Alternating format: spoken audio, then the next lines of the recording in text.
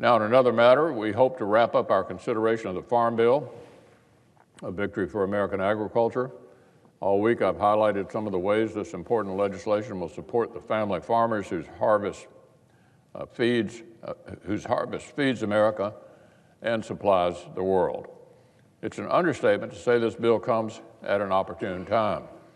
American farm communities need stability and they need predictability, and they need it urgently. The industry is filled with uncertainty. These are volatile world markets. There are persisting low commodity prices. There are natural disasters beyond their control. All of these things make it harder for our growers to go about their business. They depend on the kind of long-term certainty that this legislation will provide.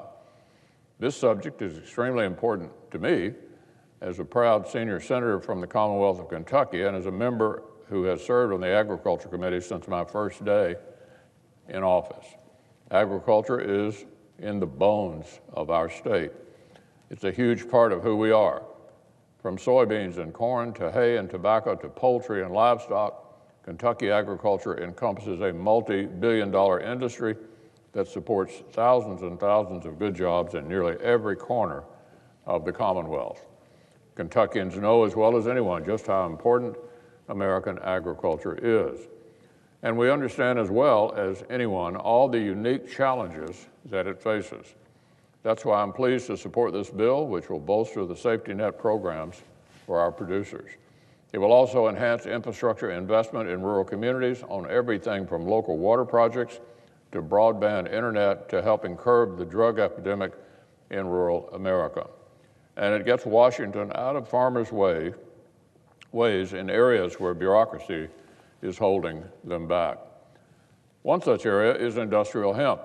Consumers across America buy hundreds of millions in retail products every year that contain hemp.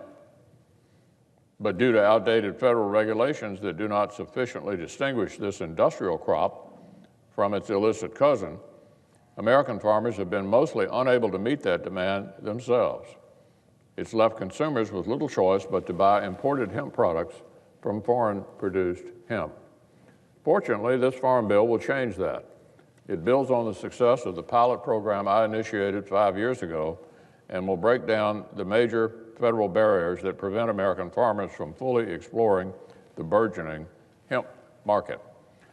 When this becomes law, subject to proper regulation and oversight, U.S. producers will no longer be barred from this legitimate U.S. market.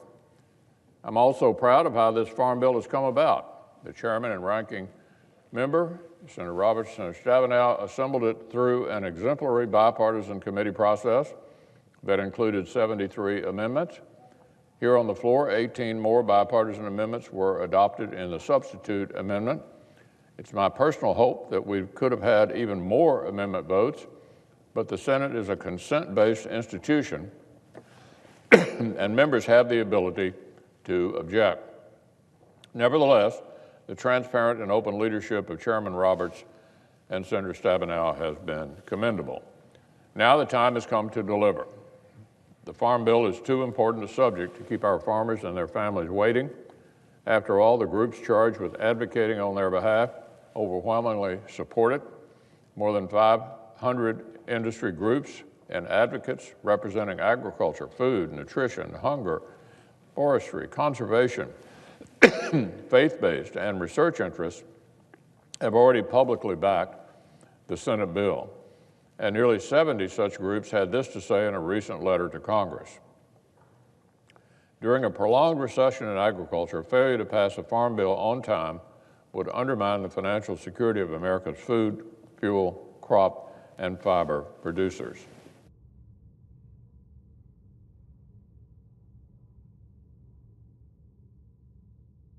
The Senate must not fail that test. It's time to pass the Farm Bill.